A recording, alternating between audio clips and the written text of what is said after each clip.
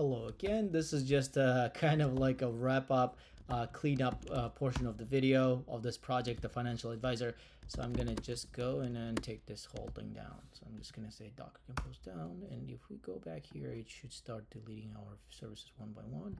Done. So now I'm just gonna clear my screen, and I'm just gonna make sure everything is clean. Now I'm gonna go to Docker images. I think if I do Docker images, in fact, you know what, instead of doing that, because it's going to show me 50, oh, there you go, my previous images. Okay, whatever, we're just going to leave that. And yeah, I just wanted to record this just to show you how to I wrapped up this project. And so we've covered that. More videos coming in here. One thing I would note is that the last thing note for my this video, I'll be posting the PDF of this project.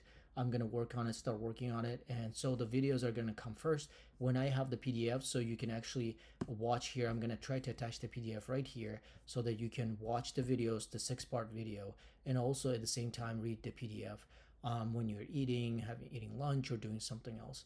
So yeah, thank you for watching again, and please stay tuned and have a nice day.